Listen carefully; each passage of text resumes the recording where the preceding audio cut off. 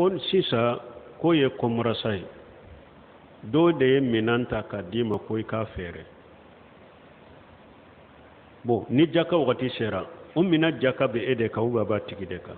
nin chogo folo onya fu ya sinya joli anko uka ba fo ninde ma bayu tasrif mogo ka minanta kadi e makarasa ni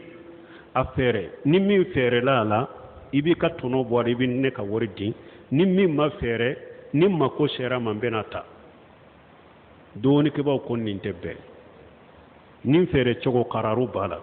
parce que eta do hakke min be fere la hakke min be to ale minan tigi taro hakke min be fere hakke min be to ko nin fere chogo ya qararu da tebbe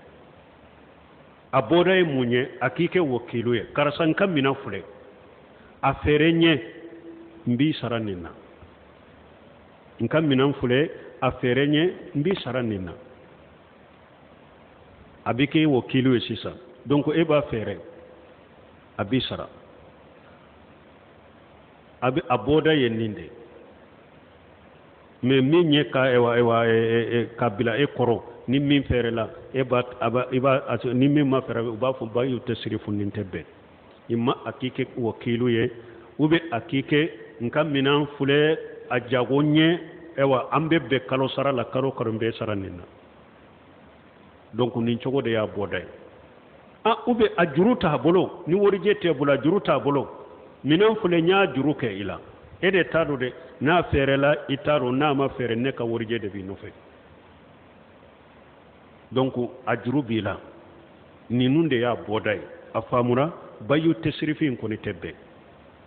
wala sisa na ye minan bila e koraye e ke wakilu e ba fera yede abbe nasarala wala ni mina jakaba tigide ka etate ninge e ye wakilu de ayeke komi ciden de iba ka minan fera ye abisara na ya soro ya jurude tabolo fana mina inte sagale matuna le ka wori jurude be ela ni nyede ka mina iba jakabo wala me ni chogo ina atebwe folo janko anka fo a jakabe e ka uga jakaba leka feri chogo minyere fule ni yore tebbe folo